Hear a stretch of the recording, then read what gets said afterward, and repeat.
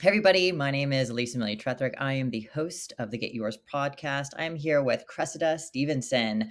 Cressida is known as the inclusive recruiter to her clients and the director of EdenChase Associates, which is a DEI focused technology headhunter servicing all industry sectors. Her mission is twofold. Number one, to create greater parity, equality, equity, and diversity through inclusive search practice. She discovers diverse and extraordinary tech talent for her clients in mid, senior, and executive roles to foster, promote, grow inclusion, diversity, and belonging within organizations. Number two, she focuses on continuing to embed this culture by working with internal teams to transform hiring and onboarding practices by unlocking secrets to inclusive hiring through the Recruit for Good framework and workshops.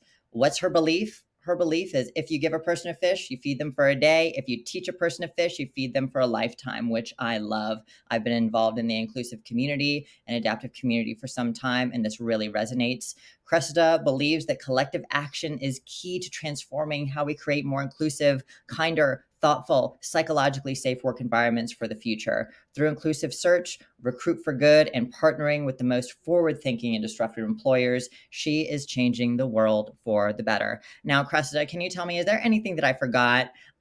Please let our listeners know if I did forget anything.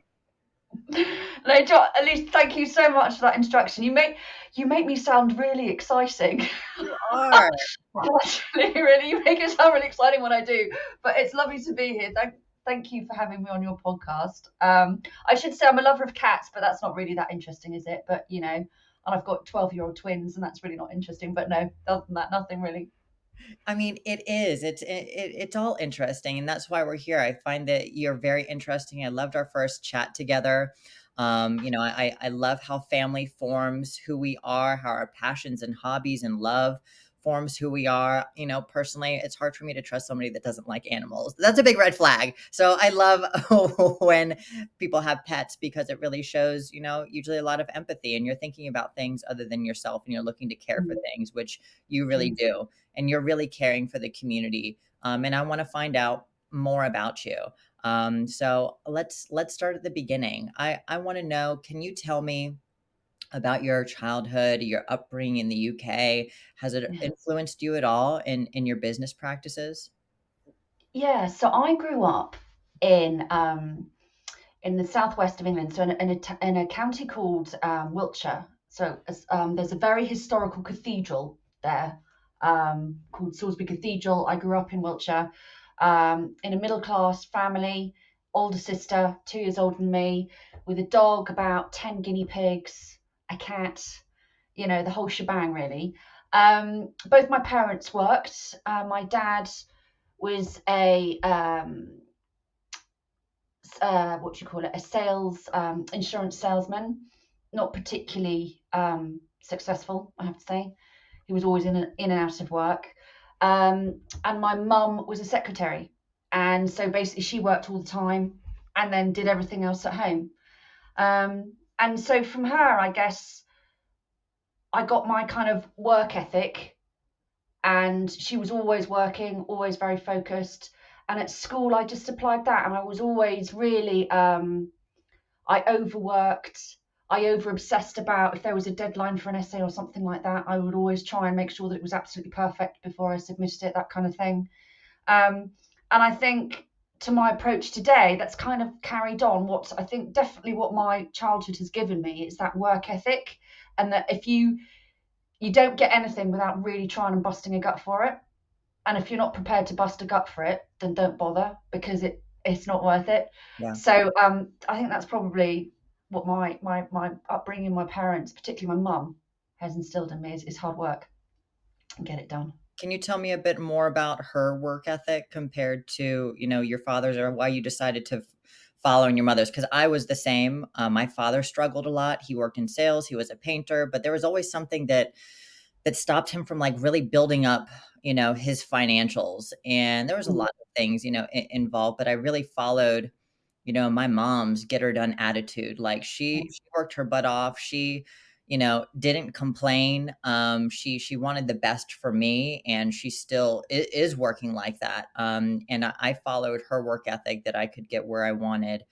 if I just, kept with it and did it and did my best. And we'll talk about that further on about being a woman in professional fields, and what we feel like we have to kind of overcompensate in a lot of different ways to show who we are. But what do you feel like from your mother that you really took on and keep taking on as a representative of who you are in your profession? Yeah, it's a really good question.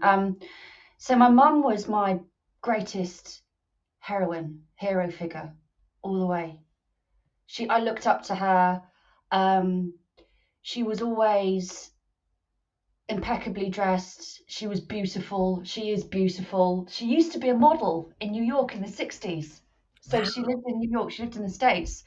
Um, and she had this huge career going. And then she met my dad. And then he was in the army. And so I think my mum's work ethic was always that she was never given anything, she had to go and get it. And being, my father's in the army, so he was off on exercise a lot, so he was away from the house. And then when he came out of the army, he struggled to find his niche. He knew where his role, or yes, his role, I guess, in life fitted when he was in the army, because he had a place and everything was done for him. But when he came out of the army and went into civilian life after 18 years, he completely floundered. And he was like that for my entire growing up. And it was my mum whose meager earnings was the constant financial revenue in our house. And it was her grit and resilience, and I guess her grace as well, to rise above it. And from an early age, my sister and I knew how to cook very quickly, clean, keep everything tidy. It got to a point when, at 14, we'd come home from school on the bus and we'd have dinner waiting for her, because she would come home at 6:30 and she'd be knackered and she didn't want to cook, and we'd have to do it, and that's cool. And I really admired her for that. And she was also still very genuine and loving and kind. And I think with my father, there's a lot of stuff to unpack with that, which I don't really want to go into massively. But I think with him, because I don't think he ever felt that he found or reached his potential, and I still think that now. And I think interlocked in that is a lot of shame for him. So that then comes off, and I realise it now, that growing up there was a lot of projection of that onto me and my sister.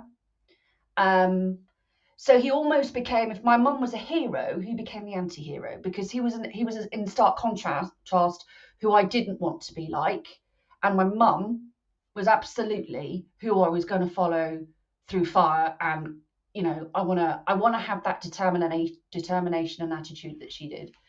Do you know what I mean? Does that Yeah, yeah. make sense? And in turn, like, do you feel like that's the symbol that you want to give your two twins? You want them to see, like, wow, this is my mother is resilient. She is following her dreams. She is making these things possible and trying to set that example, so you can have that feeling through life of that strength and admiration. Yeah, I think, and it does come through. So I've got a boy and a girl on a little story of yesterday. So Georgia, so I have Harry and Georgia, 12-year-old twins. So now it's this week is pre-season cricket training for next term. And she messaged me yesterday on the bus. I like, and what is it when teenagers message, right? It's not just one, it's 50 within like 30 seconds, and Do constant it. bombardment. And you're inundated, you feel completely bombarded. Oh my goodness me. And she was saying, Mummy, I don't want to do cricket. I don't want to do cricket. I'm going to be the only girl. I'm going to be left out. I don't want to do it, blah, blah, blah. And I was like, look, she's a sports scholar at school, so she's got to do it. And I was like, no, you're doing it. You can do difficult things. This is fine. You can do it. And she said, I don't want to do it, Mummy, I don't want to do it. And we had this big back and forth like this. And I said, you know what? I said, don't do it. I said, but let me tell you this. I'm not happy with your decision. But next term, you will attend every single cricket practice, because guess what? I said, women in this world have to be trailblazers, and we have to show other women, and in your case, other girls. And I wrote this in a text to her, and I was so proud of it when I said, send, and I thought, that's amazing. And I was like, I said, you've got such great talents that you need to show other girls that it's okay to do cricket. So I said, I'm going to let you off this once, but next time we're never going to have this conversation again, because I'll be right behind you, but you'll go to cricket because you need to show girls that it's acceptable to do cricket. And that's how women, I said, transform this world and create greatness. And she went silent. And for 10 minutes, and I was like, oh God, what are we going to do now? And she came back 10 minutes later and said, Mummy, it's fine. It's fine. I'll do it. I'm so sorry for the faff. No, I love you. You're right. I'll do it. And I was like, there you go, baby girl. And it's that Yeah. kind of, I Yeah. just like, It's hard. I It's want how old? to, we need to be part of this. I want to inspire my children Yeah. and my son that, women can do incredible things. And just as men can, but when we've never historically been given the credit for it. And to see my mum, so I'm nearly 50 now, to see my mum all those years ago doing what she did, she was way before her time and she never got credit for it. And I always respected her for that and still do, and I love her dearly. And for me now, it's about, do you know what? If we want to create this inclusive world, and that starts right at the beginning with your kids, understanding that there's a huge, sharing of labour. Everybody does everything. There's no, don't try and do any sexist stuff in front of me, son, or vice versa, because I will have you. And he, but with that comes respect, and I know they love me dearly when they want something. And but it is important that they have role models, and I want them to know that I will always have their back. And they call me Mama Bear, because if you mess with my kids, then you're in trouble because Mama Bear will come. Nice. But equally, I adore them and I would do anything for them, and they know that. But there are boundaries, and there are boundaries for a reason, and that's about making them better human beings and being able to contribute to a world where they can be better and they can help others be better. And isn't that the point? So it's very important for me that they look at me and think that I'm a good role model for them, you know. And Yeah. if they think I'm harsh about tech, I don't care. That's not, but it's, the other stuff that's important. So yeah. I, I wish that, I had that. I was kind of able to just, as a kid, I did what I wanted. If I didn't want to do it, okay, like no pressure. But I wish that there was pressure because I feel like I would have been better. I would have, um, been able to see that somebody else believes in me and the potential that I have, in a lot of different senses, especially in sports and art. And well, those are the two main things that I did. And, some people may think, oh, you shouldn't push your kids into something that they don't want to do. But a lot of times you're not, as a parent, showing them like you have the potential for greatness, stick this out and see what can Mm. happen. It's the same thing with like working out in general. Like you need to stick it out. It isn't comfortable sometimes at the beginning, but you see what comes after that. And it's something that's beautiful. And especially being a woman, I always try to be a trailblazer. I'm like, you know what? Someone hasn't done this yet, or maybe they feel like they haven't seen this representative before, so they don't feel like they can do it and stick it out. Or why aren't there more women doing this? Like right now I'm getting more into physical trades and home inspection, and like 3% are women. And because men always box women out, and it's like this attitude thing, and I want to build up women in my own community and show them, well, you can do these things too and make great money and be your own boss, and be able to work with your hands, because I've been working the computer for so much of my life. And women want to work with women. Like you can make a booming business off of that Mm. because Mm. you're creating something that doesn't exist. And the same thing with cricket, like if more, wow, oh, there's a girl out there. Maybe I could do that next year. Maybe I'll try. And then three and them of their friends, like, come on, let's try, let's do this. Then there's three, and then there's five, and then there's 10. And and it all starts with one woman. And wow, imagine like the looking back, just like you're telling your daughter that, looking back and saying like, wow, I started this revolution, kind of thing. And I didn't really want to do it because maybe it was uncomfortable. Or I didn't think that I was good because I was the only girl, like, and that's what it is.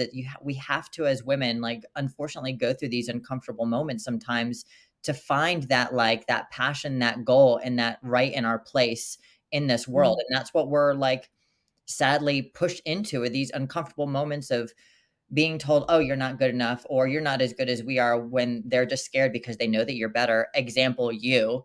When we get into your professional arena a little bit later on, to show us that, you're outperforming all the men, and that makes men uncomfortable for some reason. We're just all just people, like, and it's just the silliest thing, that patriarchal sense that's happened. So I think that that's wonderful, and I look forward to hearing more about your daughter and playing. And I'm sure that she's going to be amazing and has that that voice inside her that's like, I am a trailblazer. I am changing the way, that people see this in my school, in my community. And it completely changes generations. One person can truly change the world. And it's that butterfly effect, which is really amazing. So it's nice to hear that you're like instilling that strength and that will and that passion for your daughter. Thank you. Yeah. Yeah, no, it's important, and I think and I also for Harry as well. So he will have situations where he won't necessarily. He has a lot of social anxiety, and so there are various situations where he's not comfortable with, Mhm. and you have to literally. So he's recently joined a hockey club, and it's taken. We've tried rugby, which is very big in the UK. We tried cricket last year, big fat no. Um, and it's just with, again, just providing that support and saying, do you know what, darling, I know it's scary, and I hear you, and I know, but guess what, you can do hard things and scary things, and it's okay to be scared, but just go onto that pitch, and I'm going to stand right here, I'm not going to go away, and I'll be here all the time, but just go. All right. And don't think about it, just try and enjoy it, and try and enjoy the experience. And what if I don't like it? Well, if you don't like it, we'll cross that bridge when we come to it. Okay. And 3 weeks later, no, sorry, no. So it took 3 weeks for him to settle in. Now we're in the 6th week. He's loving it, absolutely loving it. And that's my thing with my kids, is that you've got to learn to do hard things. Yeah. That's what I learned at a very young age. Even though it terrifies you, Mhm. if you can just push through and know that you can learn to do hard things, you build up that resilience. You build up, don't you, that like a bag of what do you call it, that bag of tricks that you know that you can, you've got those resources to drill on, to think, do you know what, I'm really out of my comfort zone here, but I'm not going to run. I'm going to embrace it, and I'm going to do the very best that I can, because at the end of the day, that's all I can do. And that's what I'm trying to, again, teach both of them, is that, with this, and with stepping out and being visible, and yeah, I guess leveling up in more of an adult sense, it's scary. And for 12-year-olds, it's terrifying. But I do it with, I'm not that competitive mum on the sideline going, go on there, go on out there. I do it with lots of love and cuddles, but they do need to do it, because if they always back down, they're never going to realize what they could potentially really do. Totally. And that's scary when you get older. It makes you socially and professionally, I feel like, reclusive. When Mm, you don't have that foundation of, yeah, I've done this, or I know how to do this, or I know how to put myself in uncomfortable situations and deal with it and understand how, because they don't teach that in school. Like, you're the one that has to teach them that.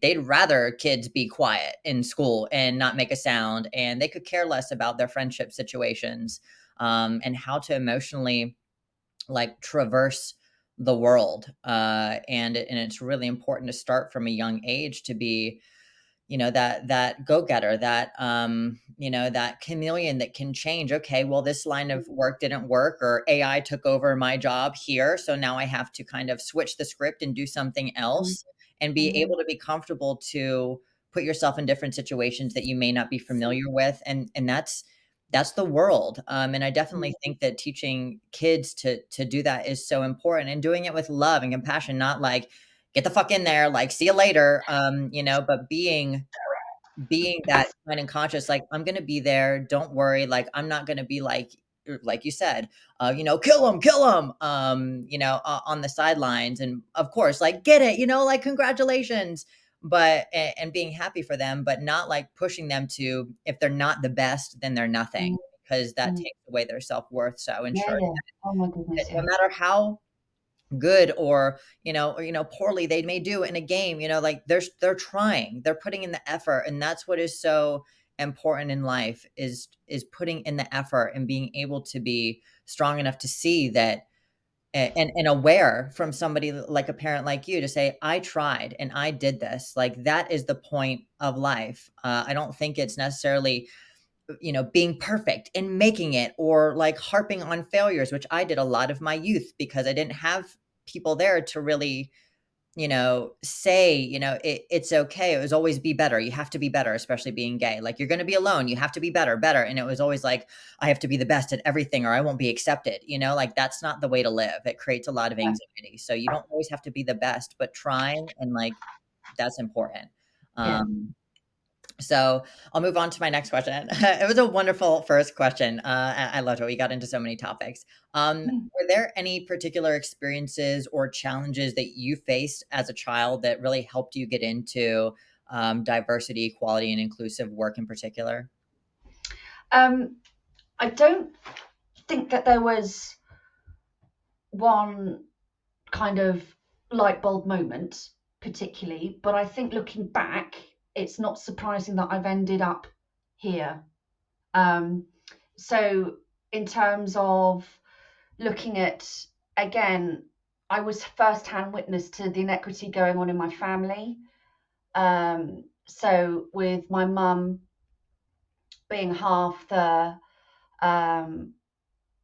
half the breadwinner, but never getting any credit for it, doing all of the housework, etc.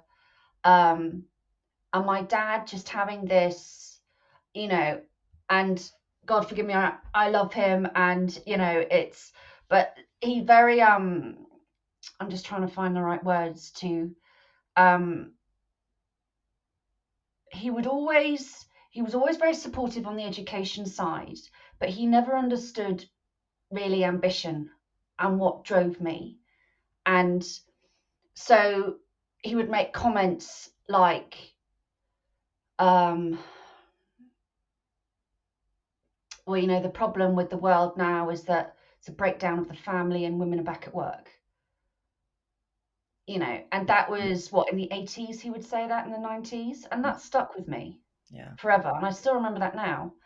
And any opportunity he could have to undermine me, or as a woman, as a teenage girl, with all these bits and bobs growing, and all that, and he took it, and I always then reciprocated by jumping back and having that argument and standing up for myself and standing up for women and all that. And I can, and I've got countless examples of that.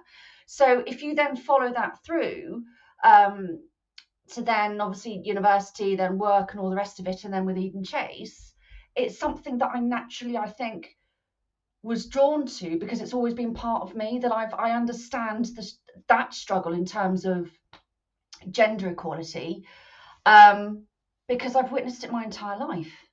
Yeah. Um, and I think that's what really ignites my fire now, is that I'm buggered if my kids are gonna go into the workplace and have the same rubbish that generations of women have had to, you know, Yeah. endure Do you previously. feel, I mean, it's ridiculous. So it's kind of, there wasn't a one I don't there wasn't a one moment catalyst yeah. moment for me, but it's just been a build up, and witnessing it for forever. Do you feel like, because as we grow up and we look back at these, wow, like this situation was shitty, but if this didn't happen, now I wouldn't be here. Do you feel like, even though you went through those moments now in your life, that it was in a way, it's kind of hard to say a gift because it was hard on your childhood, like a gift to be where you are now? Like, you wouldn't have that that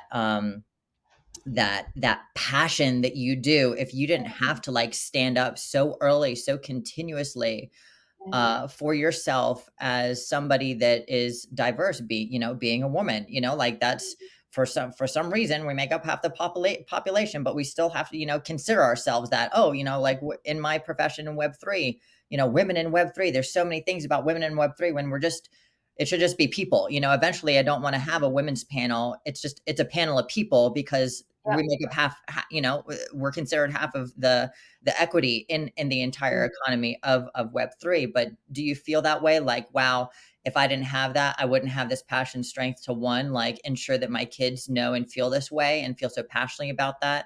And professionally, where you are, you feel like that was a catalyst to be in DEI.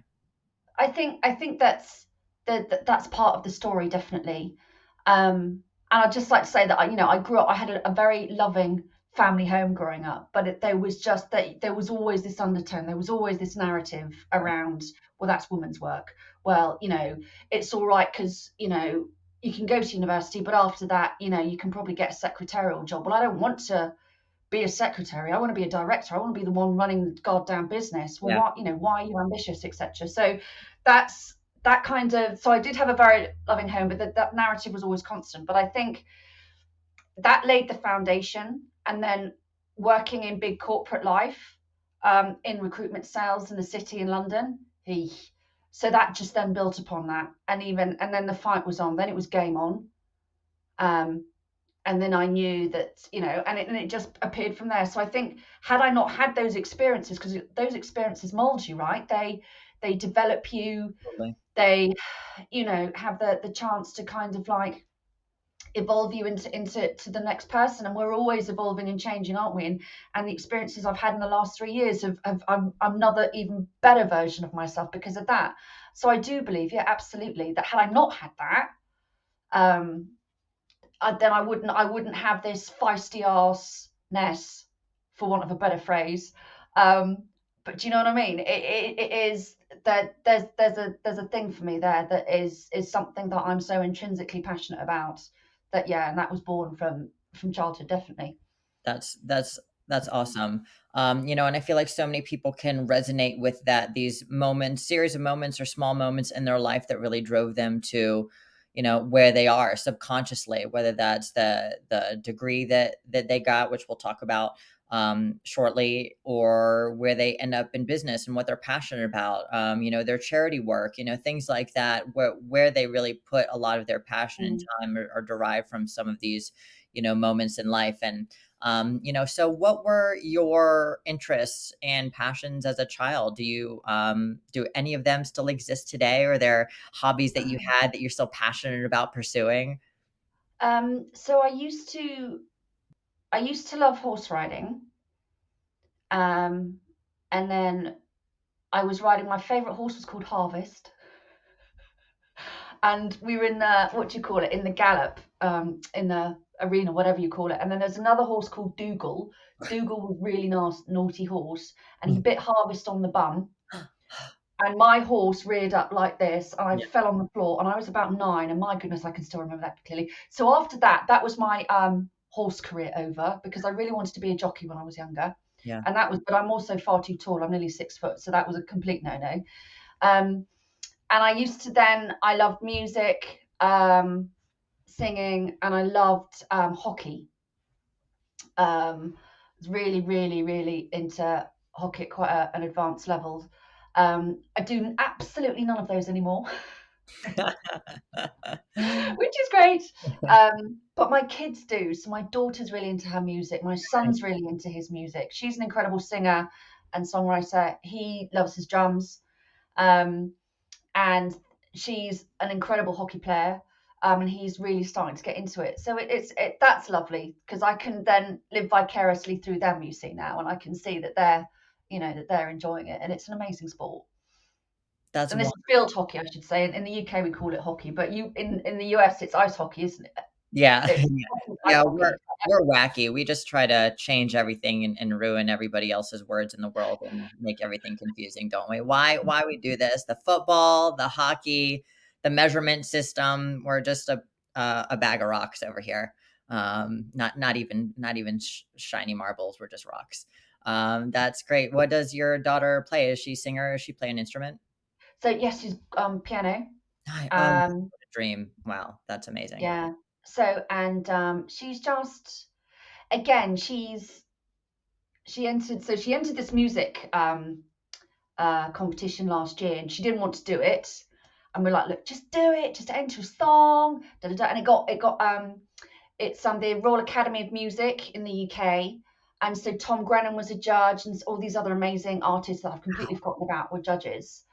Um, and I said to Georgia, I said, how amazing is it that Tom Grennan has actually listened to your song? I said, can you just take a minute and just absorb that? Because isn't that the most incredible thing? Anyway, she came, I think there are about over 500 entries. She came 15th in the country. Wow. Did So, that and you just thought, "Oh, love you, make her baby." And excited? that's kind of, and Yeah, it's, but again, it's just, and she's just recently, because the competition's come again this year, so she's just nice. entered her oh, this will make you giggle. She's just entered her song, and the song is entitled, and I've no idea where she gets this from, "She Won't Beg for Your Love." Oh my god, did she write it? Yes. Oh my gosh, how adorable. That So that's is my baby girl. lovely. Like, really, Congratulations. I didn't have a gun to her head when she wrote that, seriously, but no. Wow. Yeah, and then she had That's to amazing. write the motive behind it. And to paraphrase, she said that, she said, "I just want to support women, and people realize that women are strong and they don't have to love people to be liked." Wow, you're like, "Well, I've done my duty." I was like, my job is here, is done. I'm good. I'll see you when you're 25, darling. See you later. Oh, that's lovely. That is Amazing, yeah. amazing. How I think that's a perfect representation of amazing parenting, because they sure rarely, did I ever had a teacher that I can't even remember one that ever said that or had the passion anymore to be that positive.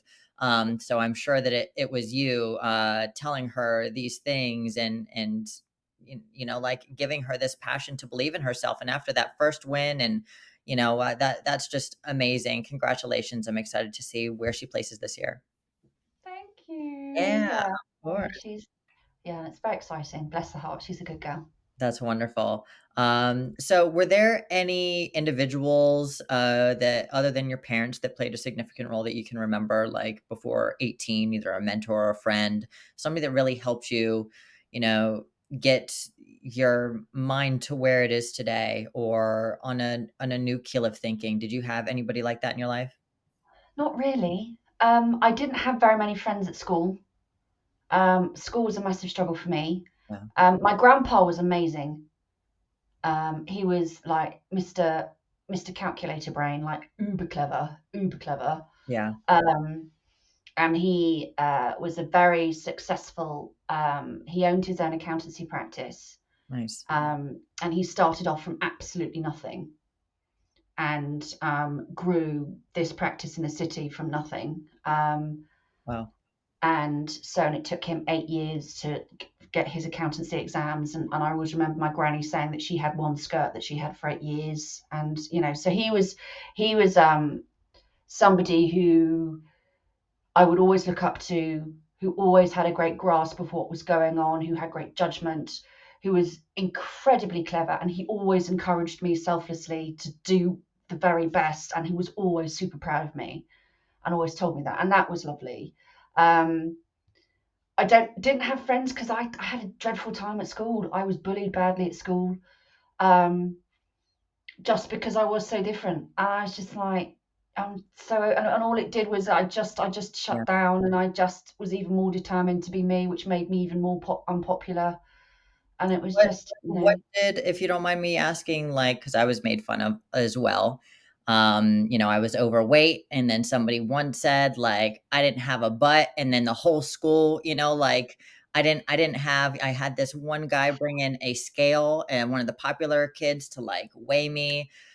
I was like 190 pounds and like, oh my very God. all of me was very thin, but like my middle section. So it was really hard. And I left school to go to college 2 years early. And I left high school. I full-time dual enrolled because I was like, this can't be my life. So what did they make fun of? What do you feel like made you so different? I was in all girls school, number one, so that was Ugh, uber bitchy, yeah. and that was just a hiding onto nothing, really. And I was just bloody clever, and I was top in everything. And I You was a sports know, captain, and I was the netball captain, and I was the hockey captain, and they hated me for it. They wow. absolutely hated me for it. And I was just like, well, do you know what? Do one, because and I Yeah. just and they would isolate me. And I remember going home and my parents reading my reports and saying how amazing you are, we're so proud of you. I used to burst into tears saying, but no one likes me. They're just And it's jealous of because, you. God. no one likes me. And I thought, well, do you know what? This is I've only got another, 3 or 4 years left. And when I leave school, I'm gonna leave this area, so we're good. So I just put my head down and stuck it out. So I think, and that then made me, if anything, very suspicious about people. Yeah. Um, because I just, if they know too much, they can really hurt you. Yeah. So that's probably now why I've got a very, very tiny network of friends. Yeah. And I've got a huge network of business contacts where I can, authentically add value. But for people to get really, really, really, really close, that's a different kettle of fish. Yeah.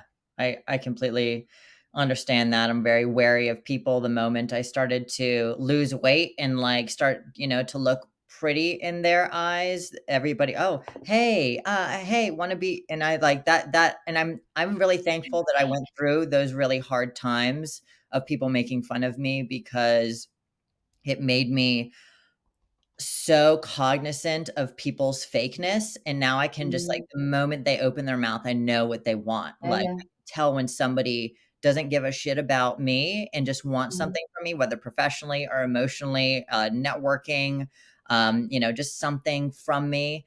And I have a very small group of friends, like, yeah, less than a handful.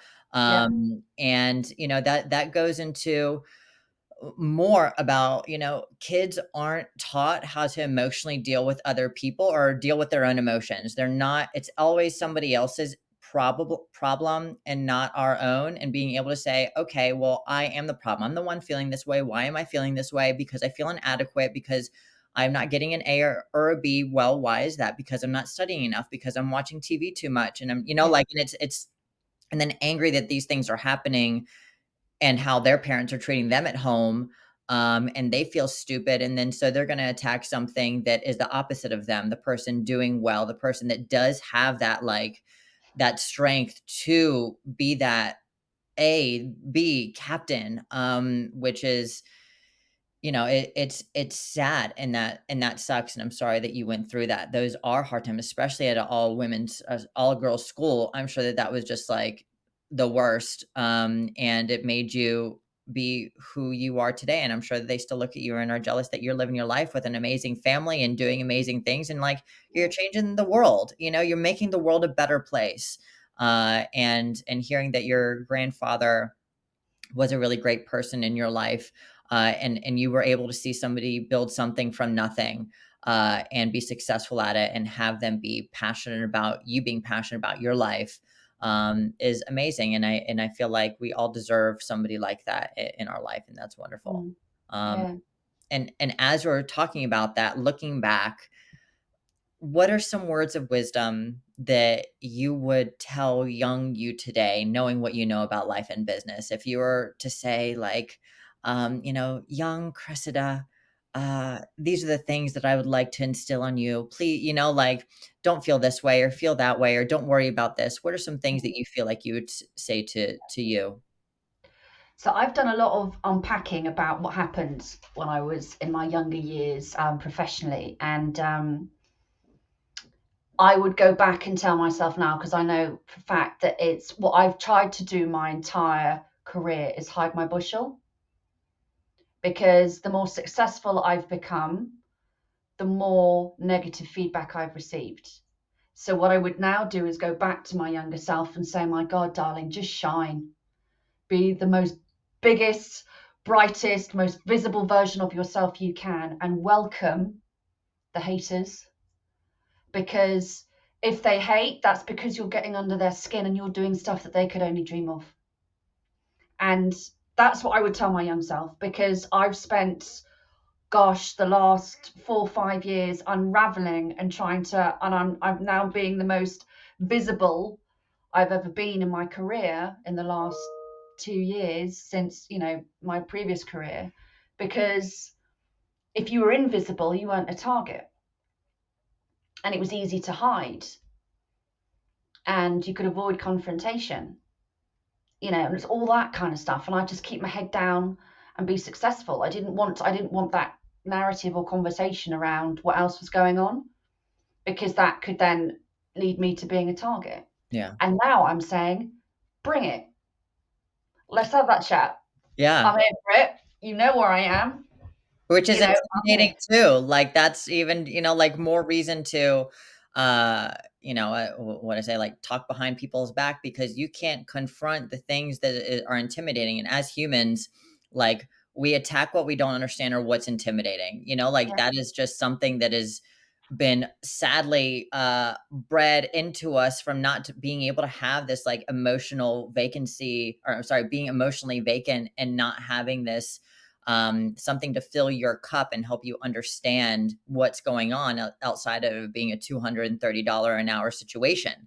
To pay somebody because we didn't learn that in school, and if we didn't have parents like you, we wouldn't learn that in general. Or I've had situations where parental jealousy and, aren't as proud as you of me as I wish because I feel like it's a jealousy situation because I didn't let my gayness or my womanness stop me. I didn't let um, uh, myself succumb to needing to be with like uh, a man with a lot of money so I didn't have to do something, which was kind of sought out for me in a way. I went out and I did what the fuck I wanted to, and learned about the world. And I've been a lot of different people because I've wanted to find out about the world and be the first woman and not listen to anybody.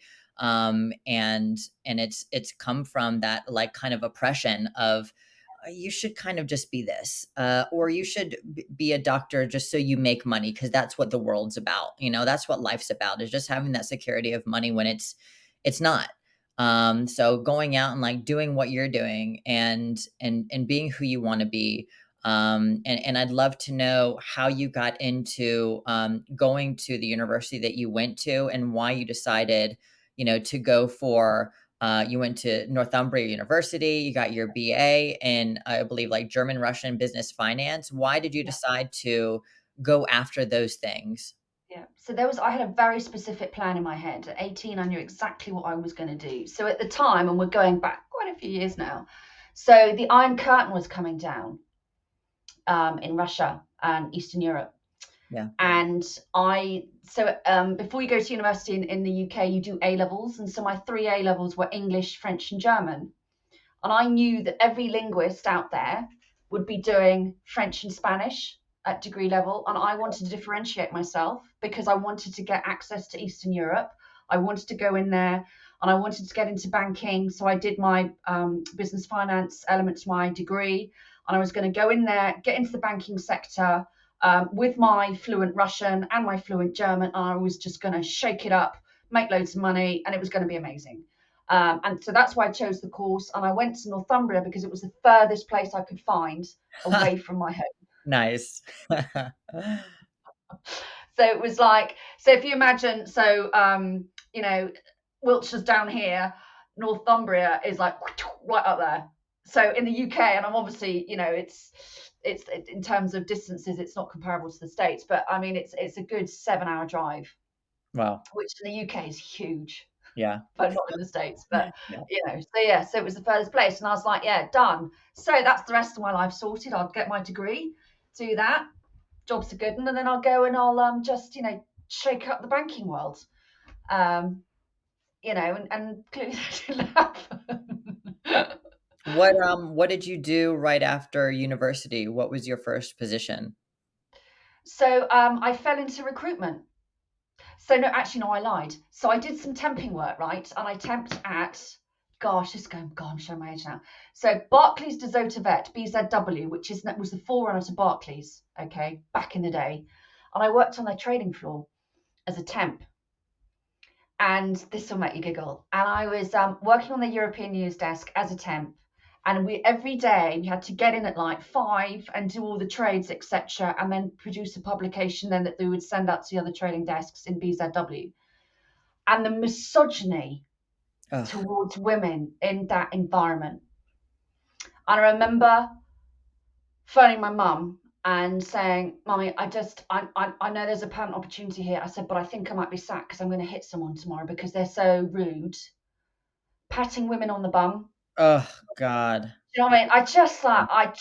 can't. And it made my skin crawl. And in the end, so I was like, I can't do this. And it was a temping job anyway. But anyway, So, and I was like, right, well, that's my banking future done, because if that's what it's like, and it is, I can't do that, because I'm really going to have a physical fight with somebody, and then I'll be in a Totally. whole world of trouble. So Totally. that's not going to work. So I fell into recruitment, which was a different label, but a similar Shark Tank to banking. And I realized that I was actually quite good at it.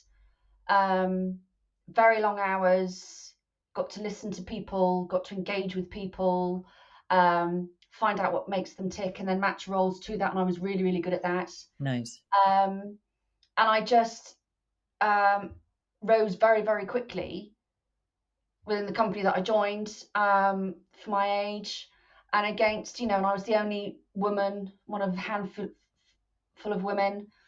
And then I became manager of an office.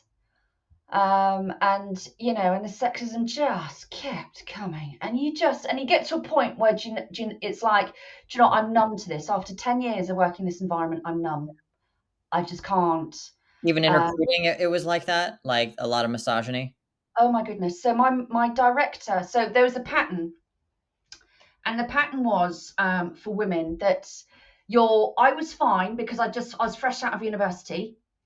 That maybe alarm bells were going for my employer because I was in a serious relationship. But when women in that environment were getting to kind of like late 20s, early 30s, that's when suddenly everyone was very cautious around, are they going to go off maternity leave? Because the minute women got pregnant, strangely, they either got sacked or transferred, and this was and I was Yeah. watching it happen, and I was like, I don't know how I'm going to make this work, because at some point in the future I'd like kids, but not right now.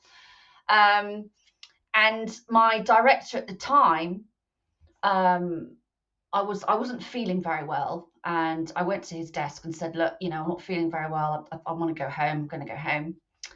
And he got his pencil and he stabbed my stomach, and he said, you're not pregnant, are you?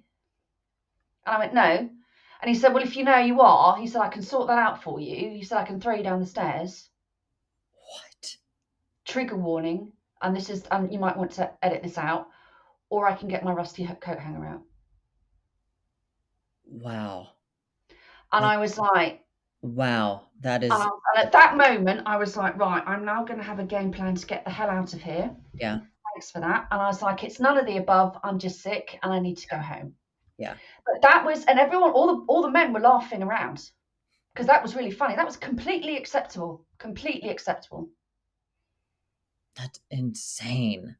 Wow. But That is that's what it was like. And it was like that. And then I so went to another organization that terrible. was kind of supposedly better, similar but different. And it's very true. People don't leave organizations, they leave managers. And then you have another, I had another manager at the next organization eventually, whose wife was, she always was at home. They had young children. And there's me with a husband who's got a very, very busy career as well, very high up in his business. There's me with two twins, like under the age of 4, doing my shiz, and he can't wrap his head around that. And just again, the comments that kept coming out, and it got to a point, and again, there was a catalyst moment with him.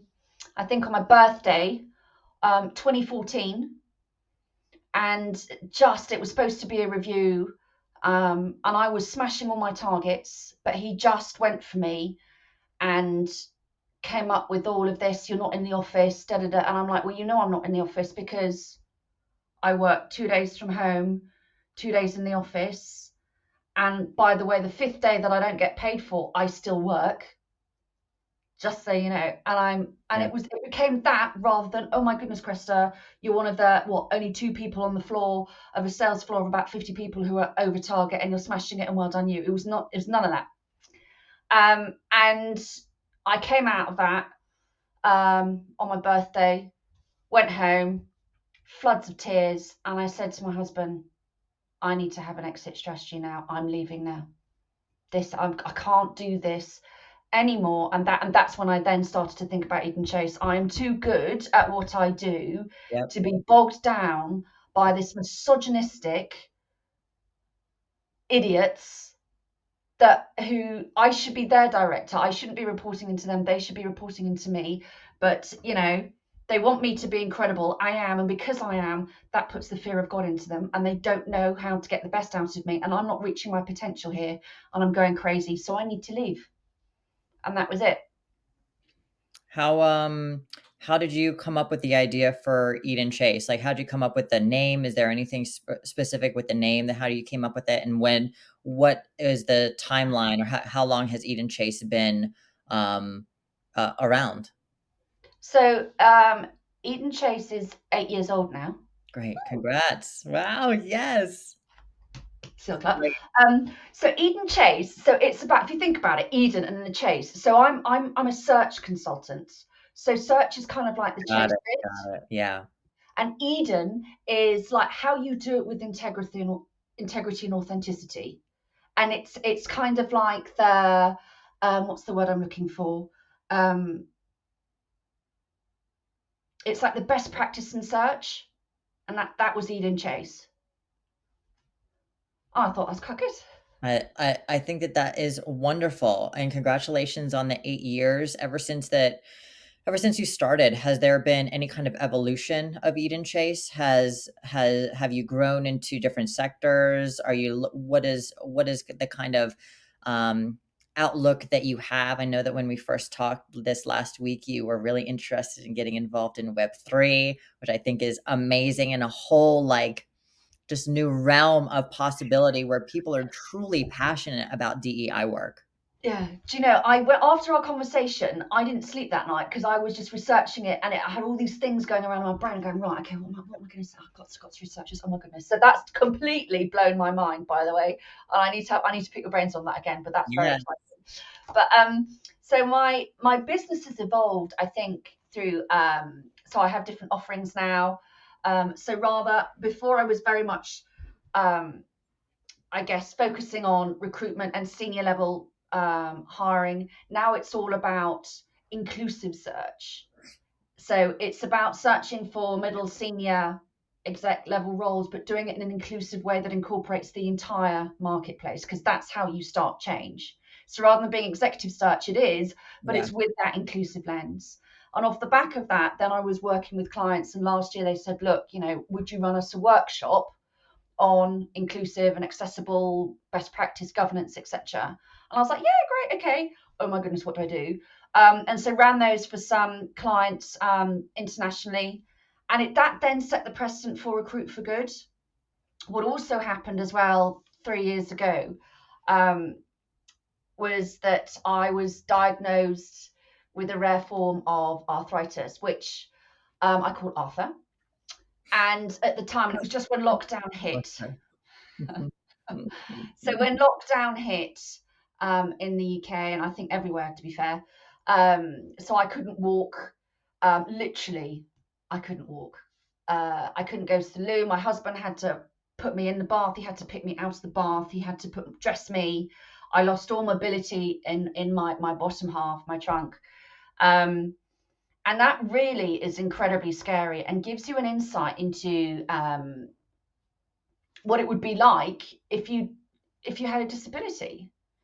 And at that point, I didn't know if it was something and nothing, and it would go, or and subsequently with lots of testing and MRI scans and all the rest of it, and lots of different medication. And where we are now is that this is a lifelong condition that I have, and it's progressively getting worse.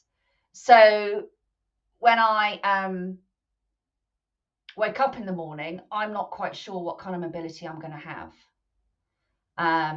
Best case is I can walk with a minimal amount of pain, but I can never walk very far anymore. So with all of that in the background, that has really focused me in now on DE&I and accessibility and inclusion.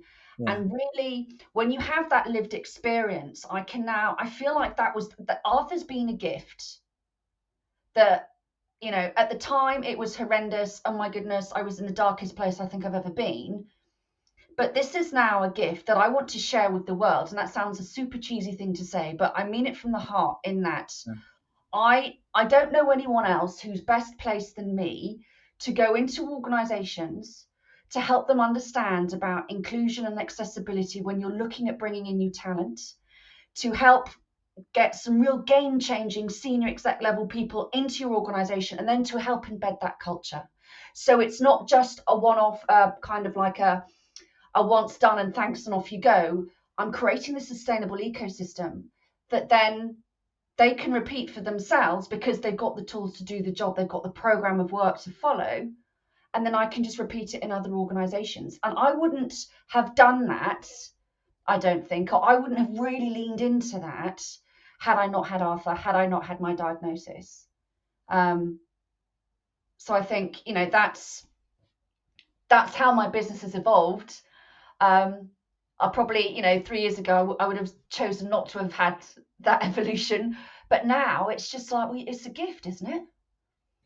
Yeah, it's, you know, I think that you can connect more with a lot more people in that sector that considers themselves like DEI, especially the more adaptive community that is like they want somebody that knows about them, just like if I want like an astrologer or a therapist, like I want them to likely be LGBTQ themselves because they know what I'm going through. They know Yeah. the trials and tribulations that I'm going through, and they can actually have that like empathetic stance to understand how to place me best. And I think that that's really a valuable tool. And of course, like I'm sure that you in all reality, wish that Arthur wasn't around, but for your line of work, like what a particular thing to have with your particular line of work, it's really, I consider like a superpower, a power that you have for what you're doing to be able to connect with the people that you're trying to recruit for, because there is such a desperate need in every sector for that inclusive stance, not just to check a box, but to ensure that you're getting the viewpoints of different kinds of people, whether that's Latinx, BIPOC, LGBTQ, physically or mentally adaptive in some kind of way, neurodivergent.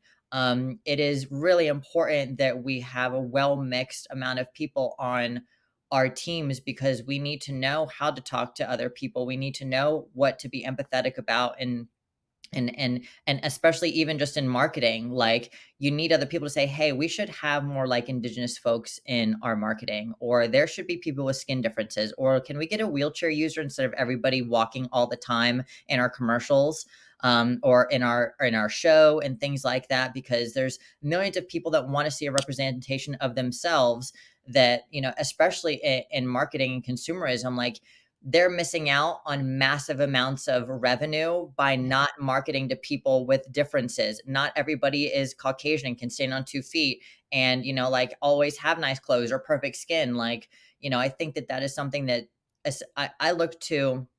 And Rihanna may not be everybody's favorite, but Rihanna, what she has done with Savage Fenty Beauty, I'm sorry, Savage Fenty, her lingerie, and then Fenty Beauty, like she's using people with limb differences, body Yep. differences, skin differences, like Incredible. really, trans, every kind of person that you can imagine in her marketing, and it's calling for everybody else to do that, and Mm. being like, if this person's doing it, this billionaire is doing it, and making it sexy, like you're making us feel like actual people. And we're seeing a representation of ourselves. And I think that that needs to be done at an exec level, director level, manager level. That needs to be seen to give people the hope that this can actually happen. And it all has to start somewhere.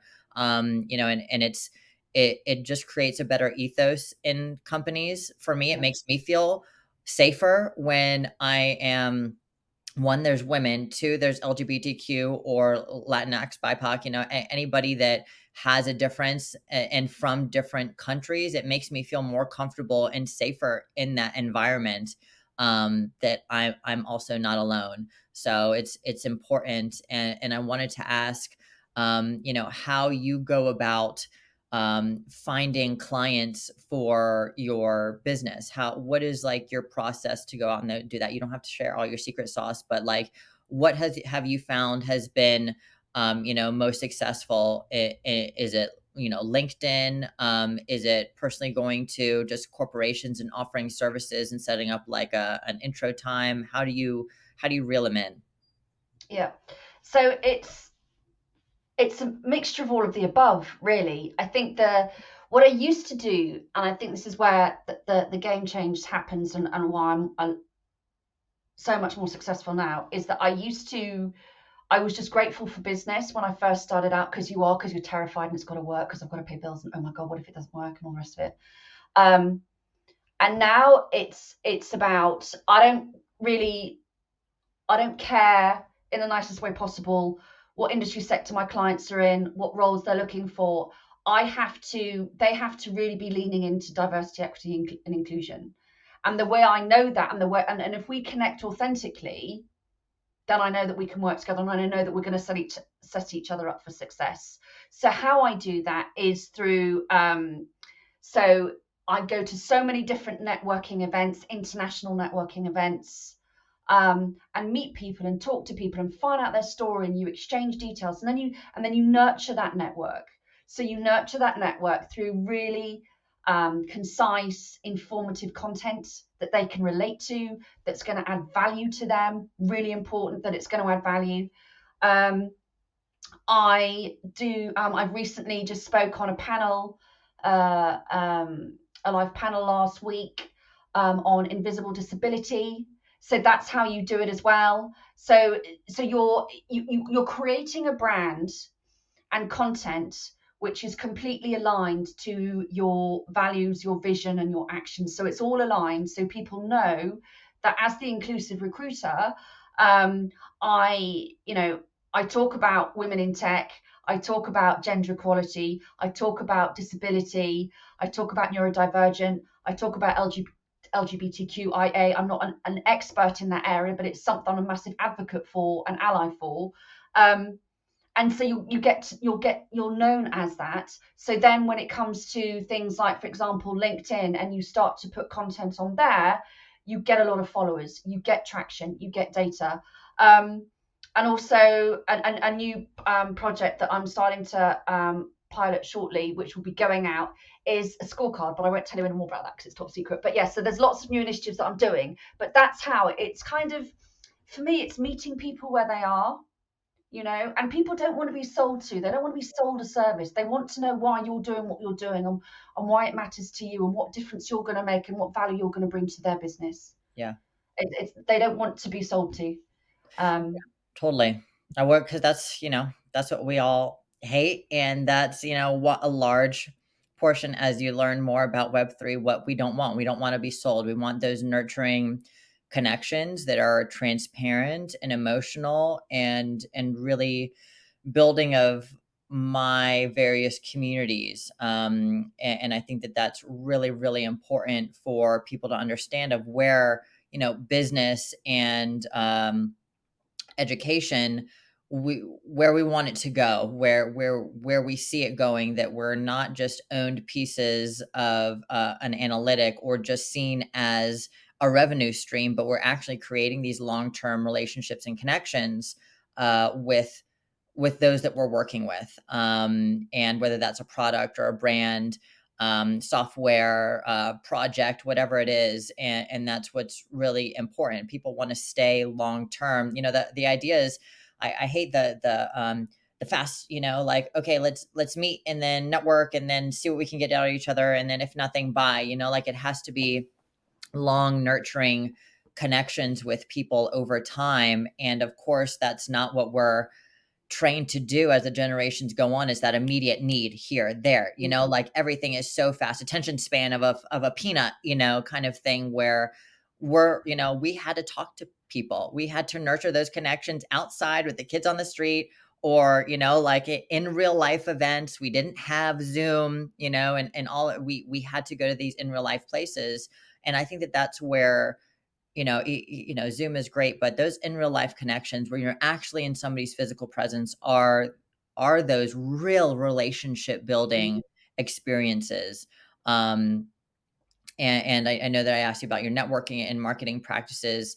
What as technology grows, is there any role that technology's really played in your business, or a different way that you've kind of leveraged it in any way, or what kind of technology do you use to help your business progress? Do you use any cool scheduling software that works really well? What do you use, and have things changed as technology's grown in the last 10 years? Yeah. So I mean, for me, the number one game changer, and I'm so very fortunate, is, and this is a very dull one. Sorry, it's nothing light bulb moment, but it's Zoom and Teams, because I can't physically do in-person meetings all the time. I can't. Totally. Yeah. Um, and I had a big all day conference. I can't remember if I told you about it in our previous chat. In London about 3 weeks ago, and door to door, driving there, getting the train, getting the tube across London. It was 2 hours door to door, and I was really worried about it, because I wasn't like, how am I going to do it? What if I can't get a seat on the tube? And I took my time, and I gave myself plenty of time. Bless me, I needed it, but I got there. And then I was worried when I got there about, how long I'd be standing and all the rest of it. But to cut a long story short, the point is that I can do those kind of big things, and I can do meetings maybe once a week for a couple of hours, maybe ideally maybe once a couple of weeks. To actually have to go in and have the FaceTime that I need, I would need to be in London or anywhere every single day of the week, and I can't do that. I physically can't do that. It's it completely, my body can't take it. I have to take more different drugs for that. I'm wiped out. It's a whole thing. It's a whole thing. So for me, I am very, and this is another thing why technology and Zoom and Teams, and because of COVID, has been a real gift, because it enables me to still reach people and True. have those moments, where I would not necessarily have done that via face to face. Then the other cool bit of kit, is this. There's a scorecard app that I'm doing this massive project for, which I will share with you once it's done. And that's, I think, going to be game changing for my business. And that's really exciting. So it's, looking at unpacking all of the accessibility inclusion within organizations and all that kind of stuff. So that's exciting. But that, for me, it's funny, isn't it? It's the accessibility of still being able to do what I can do. And that's it. That's been the game changer for me. That keeps me So true. employed, isn't it? And it's not that revolutionary, but it's so important.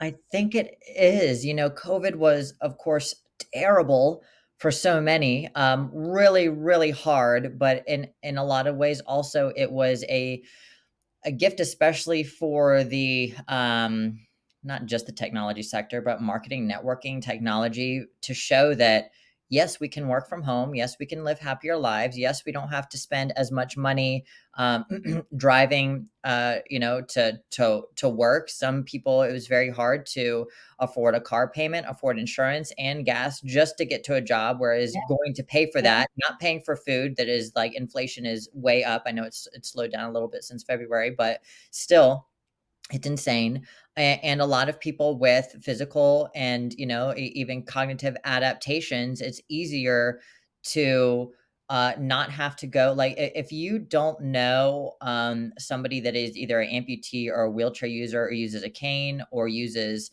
any kind of adaptive equipment, you have no idea the effort that it can take to get out of the house, to get to the money that's needed, and even the aid and scheduling to get a ride places if you're not, able to drive. It is a lot. And to be able to have the freedom to work from home, utilizing a computer, has given so much freedom to people with more inclusive needs. And I think that that is incredible, as well as just, emotional needs. Not everybody is, comfortable with showing their face. Not everybody's comfortable with going out. So social anxiety is really, really bad. Because again, we haven't been taught about, like a lot of emotional stuff or cared for emotionally as we're growing up in a lot of different ways, especially in the school system.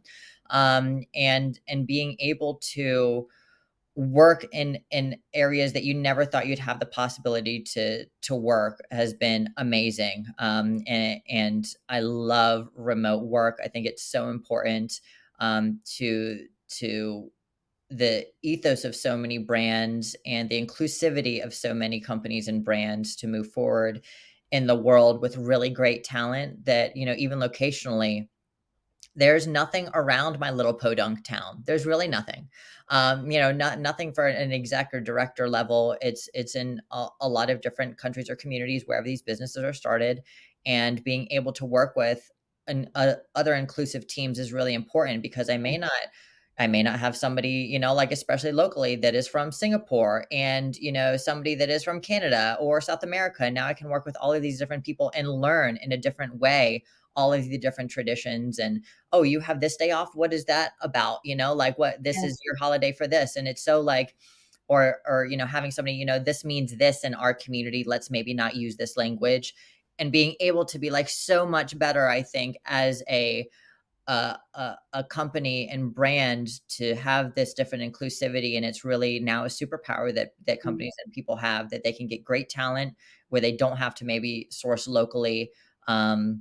And they can just be a internet company where they're not necessarily having a location, which means that you can pay people more because you don't have to have a physical location, which is amazing. So it's really changed a lot. And I wanted to ask how COVID, changed EdenChase. How has it affected? How has it changed now that regulations are lifted? And what that kind of journey was for you. So COVID was really hard on my business. Overnight, the world stopped hiring, not because they didn't need to, they didn't know what that need looked like, and so they just paused everything. So overnight, my business just fell away, and I had no pipeline, I had no revenue, and it's terrifying. It's terrifying. You just think, you're counting on this money coming in because you've got bills to pay, you've got kids to feed, and it disappears. And being in a physical capacity that I wasn't at my best self to do anything really about it, because at that point in my time, that was the height of my chronic pain, and I couldn't walk. And I wasn't sleeping because I couldn't lie down because of the chronic pain, and just the whole thing. And when you're in constant pain and you can't sleep for, say, and this is no joke, for 5 months because of the chronic pain that you're in, and no amount of drugs will take that pain away, it's exhausting and it's debilitating, and it's like death by 1,000 cuts. Do you know what I mean? It just draws the life and the soul out of you. So in that situation, I wasn't in any Yeah. physical fit capacity to fight for my business. Yeah. So in a kind of like a 30-day period, I went from being this very successful, able-bodied individual to suddenly being the complete opposite of all of that. And then that effect on my mental health was huge, because then I was a failure. And we were also in the middle of our house build. So we didn't have a kitchen. I was trying to homeschool the kids because they were at home. The worst teacher ever. That was a nightmare. Oh my gosh, I love teachers. I have so much respect for you guys. You are amazing.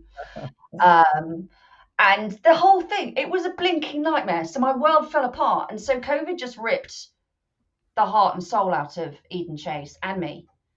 And I had, once I was on the right medical pathway, and I started to be on this kind of health regime where the meds were starting to manage Arthur rather than Arthur manage me. I started to kind of regroup and think, what can I do? What can I do? And how am I going to change? Because I've got two options here. I either give up, which was very, very tempting, and go into full employment again, or I fight. Yeah. So what are you going to do? And I thought, sod it, I've put too much Yeah. hard work, and and the funny thing is, I'm not finished yet. I've still got so much more to do. There's so much more in me. I know that I can change the world, and I'm not there yet. I'm not ready to give up. So then the fight began. So the fight began with um, getting business loans to shore up my business. Sure. Um, and that was COVID put me in completely that position. Yeah. And you just have to suck it up and get on with it. And it was then about, right now, so how do I position myself? What is my story? How am I going to do this? And at that time, I was very lucky that I stumbled across this amazing, incredible woman called Claire Ackers. If you need a business coach, my goodness me, female entrepreneurs, you need to be speaking to Claire Ackers. So she is now part of my tribe. She is like my sister from another mister. And she has transformed my life. And she's, serial entrepreneur, has fought her way as well. And she basically, we just pulled everything apart and put it back together again. And I had to go, there are some sessions which were really tough, but we got a plan in place, and kept going to being more visible, rather than trying to hide all the time. I've got to come out, and I've got to come out fighting if I want this to. But so what am I talking about? What's my, what's your value? What's your purpose? What's your actions? Are they all aligned? And all that kind of, and you have to really go deep and reevaluate what you're trying to do, and why it makes sense to someone listening, and what value can that add to that client. Because if you don't believe it, they're not going to believe it. And so I had to redo everything all over again. And you know what? Best bloody thing I've ever done. At the time, Wow. not so much, Yeah. but now, yeah, yeah. You are I'm, you I'm, you happy where you are right now? yeah, yeah, yeah. Oh, And the funny thing is, I'm nowhere near. I'm not finished with being on this revolution, if you like, or being on this journey. I've got so much more to do. But I'm on the track. I'm on the right path, and I'm now living and breathing what I know I'm capable of. yeah. And it's delivering, and it's transforming organizations, and I just want to do it to a bigger and bigger and greater scale, and just transform society, because my God, doesn't it need our help? It truly does, and Doesn't it need to you change with everything that's going on in the US at the moment with uh, trans law and everything? And it's I look at that and go, what kind of environment what kind of world are my children growing up in? I yeah, am in a unique position to change this and do it in an ethical way, and yeah, help organizations look inwardly and have greater understanding and empathy, and be kinder by just being smart about hiring some incredible people who get it and who want to be part of that change, rather than people who are just chasing the bucks and all the rest of it. And these people are talented, they're tech people, all the rest of it. But it's that we need to be kind of leaning into that more. About, I keep talking about a sustainable recruitment ecosystem. yeah, That's the key thing that we need to be looking at, rather than placing a bum on a seat and then hoiking, taking the invoice, thank you very much, and off we go. It yeah, needs to be more than that. We need to totally. pay it forward. So that's how COVID, and how I've had to adapt. Yeah. And I'm definitely stronger for it. Definitely. I think that, that leads me into my next question of, kind of what you just said of, it's not just placing somebody in a seat. It's about false fostering culture and innovation and creativity within companies. How do you, again, without giving away your secret sauce, Mm. how do you feel like you best do that? What is the journey that you take clients on to help foster this different way of thinking? And do you feel like companies that come to you are the ones that are led by those that truly care about that, instead of just trying to tick off a box or something like that? Or is it a mix? How not, let me re-ask the question. How do you help clients foster culture? And do you feel like most of the ones that come to you are truly interested in fostering culture? Yeah. So in order to help clients foster the right culture, you need to have buy-in at senior level. If you don't, and they're paying lip service to it, you find out very, very quickly in the process. So unless there's buy-in and they're actually leaning into, you're on a hiding to nothing, because it's not going to work. So how you foster an inclusive leadership, hiring, that culture, it's all about refocusing senior leadership and the key skill sets that are needed. So, and a lot of, big corps, I think, have got this sussed. A lot of companies haven't. And that the top three key senior leadership skills are kindness,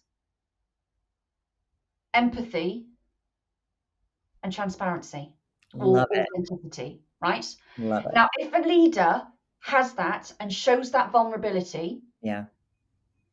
then what they're doing is they're allowing then the people who work for them to be vulnerable, to say that it's okay to feel uncomfortable in this meeting, to do that. And there's lots of different structures and programs and frameworks that I follow Yeah. to help leadership, etc. But it's looking at, senior leaders have to show that themselves, first and foremost, as being vulnerable, that they're human beings and that they can listen.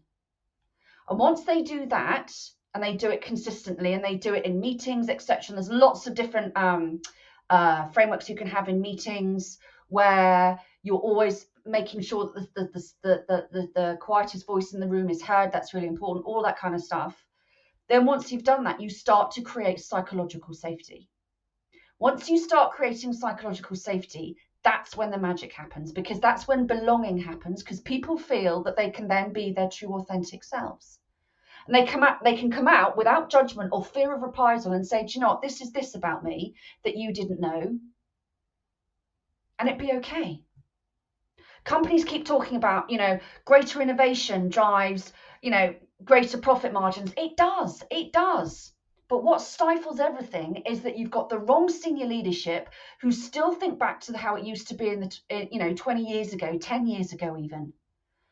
You've got to embrace being uncomfortable, and you've got to get vulnerable. And you've got to start being human about how you deal with people. And that sounds a really obvious, cheesy thing to say, but it's so difficult to do. And a lot of companies say they do and they don't. And as Totally. I keep Yeah. saying, the number one reason why people leave organizations is because of their direct line manager. Not the company, it's the line manager. So if you're in a senior leadership role, you're leaving because of potentially something above, or middle management. Middle management is the real toxic area where most people leave, because their managers, who are still trying to climb up the scale, have this view and have these biases and create these barriers so that they don't listen and let people be themselves. And that's when the talent goes, do you know what, thanks for that, I'm off, I'm Yeah. done with this, I'm not doing this anymore.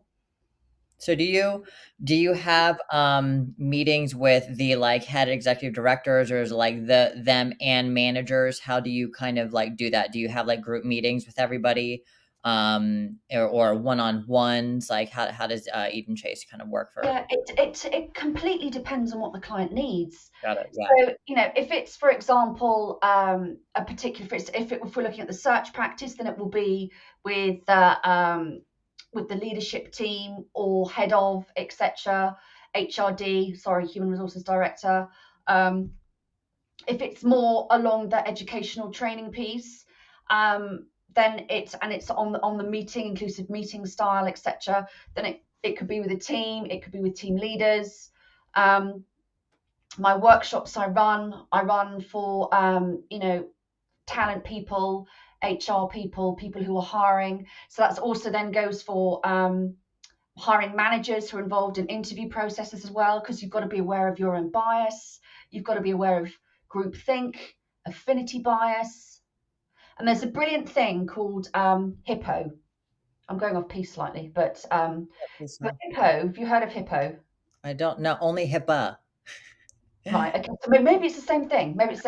So Hippo is highest person in the room. Okay.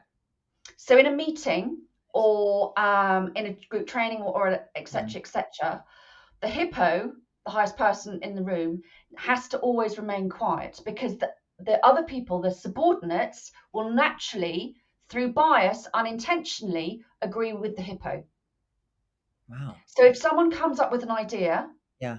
and the hippo steps in immediately and says, that's a great idea, I think that's a brilliant idea, and other people in the room don't, they're not going to say anything, because they don't want to be Totally. controversial and upset the hippo. A, because it might not be a psychologically safe place to do so.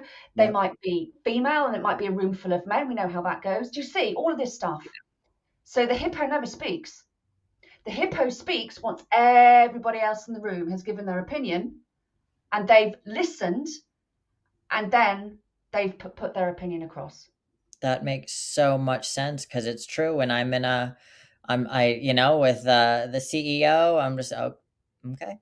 Like this is, I think it's a terrible idea because I'm coming from this community, but you seem to know best. And if I say start going against you, then, and come up with these things, kind of like first before anybody else has a point of view, but nobody will have a point of view because they don't want to be that controversial and then get fired, when you're supposed to be able to come in and have these opinions, because that's what makes good companies, having these widely varied opinions to come together for a consensus, and be able to guide and foster that inside of your own group, because that really creates ownership also, Mm. of ideas, and keeps people around longer without that having to have that fear, constant fear that so many people are used to. So I think that that's Mm. brilliant. Because a Wonderful. lot of companies you see really want inclusive environments. They want, but it's like, be careful what you wish for.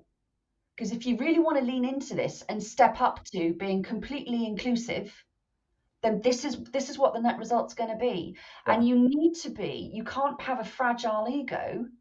This is where the vulnerability comes in, and being human and authentic.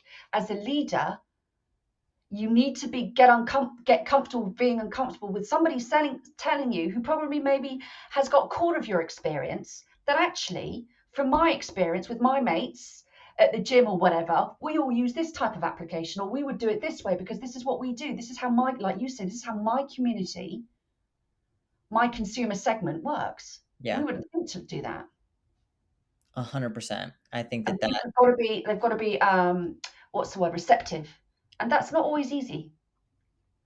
no, it isn't, and it isn't, it's hard as I'm not like that because I want everybody's point of view, and I'm not right, and I don't know everything about everything. That's why I have other people on my teams, and I want people to feel comfortable.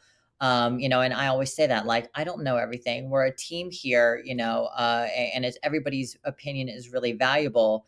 And making sure that people feel that way is really important. Forgot where I was going with this, but I definitely have been in quite a few situations where it just, it's blatantly like everybody thinks it's wrong, but the CEO just thinks it's right because they are not in the community, but they are seeing it as somebody that's an outsider and thinks this is the way that things go. And that's just like so not right. You really need to listen to the majority and help have a good team drive your business that you've hired.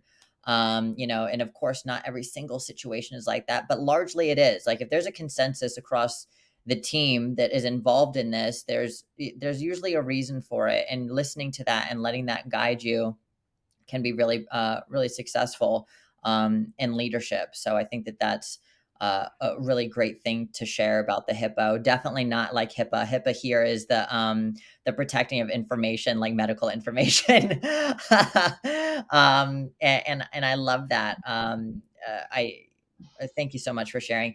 And I think that that's really valuable to show like the value that you're able to provide for other clients that may be listening to this. Like that is just a small sliver of information to provide that can really create like such a different, kinder, more transparent ethos in a company where people want to stay, where they don't talk shit, where they really are working hard, not quite quitting, and are passionate about, wow, I actually have a foot in this door to guide this journey where it's going.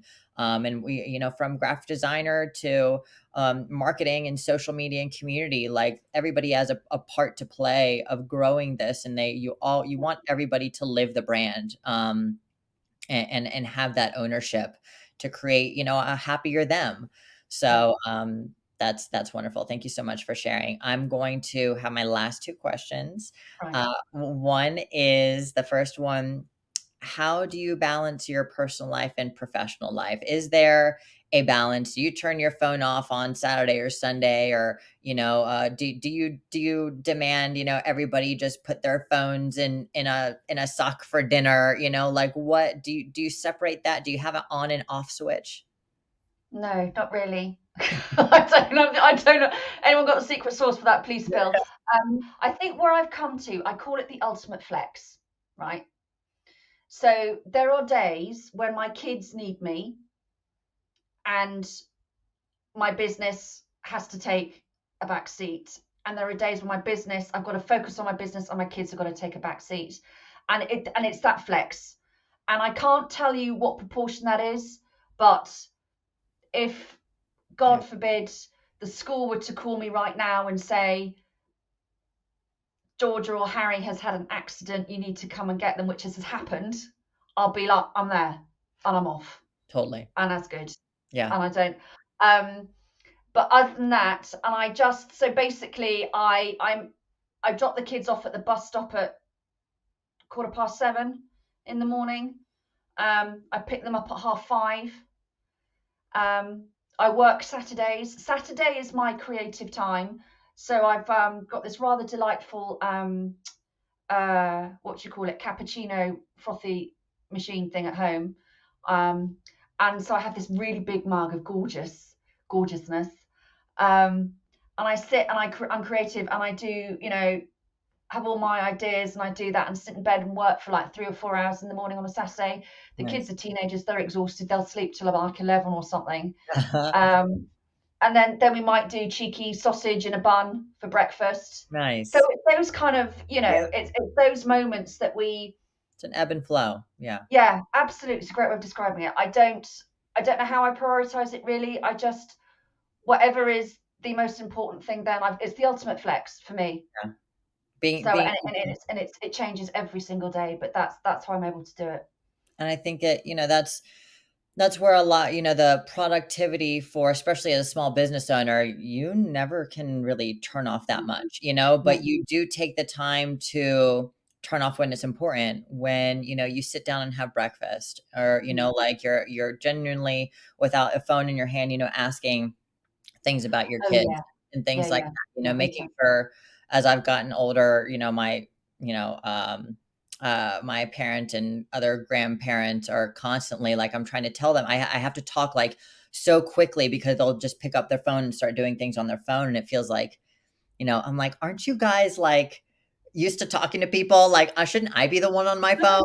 Like what? Yeah, and it's like makes me feel like I don't matter, or the excitement that I have for anything doesn't Yeah, matter. What I'm trying to do to impress them in my life, to show them that I'm making it and doing these things that you're supposed to be passionate about in life. Those things hurt, so it's really important to take that time or spend time with, my wife, or make sure that, okay, I'm really busy, but I have 15 minutes for breakfast, like to sit and to yeah, connect, and making sure that you do have that time is really important. yeah. And okay, my last question: what what advice would you give to young people today, or anybody that are looking to start their own business? You are a business owner. You've been a business owner for 8 years. Congratulations. What what is the advice that you would give somebody just starting out? Um, do it. Follow your dreams. Couple of things. Be practical about it. So first of all, always be true to yourself, your vision, your values, and set some boundaries around that. Um, don't You're gonna fail, okay? And failing's good. Failing's really, really good. Failing stands for first attempt in learning. Okay, that's what fail means. Love it. So ask any, and I'm not putting myself into this category at all, but ask any of the billionaires, entrepreneurs out there, okay? They have failed probably 2 or 3 times before they finally cracked it, and made it to the billionaire status or whatever it is. So failing's a really good thing. So embrace it. Don't be scared of it. Um, And you will have people telling you you can't do it and you shouldn't do it and why are you doing it and what does that mean and I don't understand it. And you need to develop a thick skin to let that narrative bounce off you, because they're not helping you. If somebody comes to you and they're in a position of where you aspire to be and they give you feedback, listen to them. If someone comes to you and they're in a position where they're absolutely nowhere where you want to be in your life, they haven't achieved anything, that's quite harsh, but they're not even in the realms of where you eventually dream to be, ignore every single word that they say. Only take advice from people who are actually where you want to be and are climbing that ladder Yeah. and helping you to rise as they climb. Right? That's really important. Yeah. Other feedback most people will give to put you down and actually to make themselves feel happy, because what you're trying to do and what the dream that you've got is somehow threatening their little world. So you just ignore that. So it's be true to yourself and your dreams. Never give up. Failing is good. Embrace it. Seek out people who you want to be like, who you aspire to be, and get their feedback, and just shine as brightly as you can and never stop. I love that. It makes me passionate about what I'm doing too. It's really inspirational. And that's what, you need somebody, especially in the DEI sector, that's helping to train businesses and brands to be better. You need somebody to have that excitement, and you have that and you embody it like fully, which is beautiful. And I really appreciate all of the time you spent with me, Cressida. Can you please tell me and everybody listening how they can find you and your services? What's your LinkedIn? I will have it in the description. How do they find EdenChase? How do they get involved in what you're doing and set up, a time to speak? Yeah.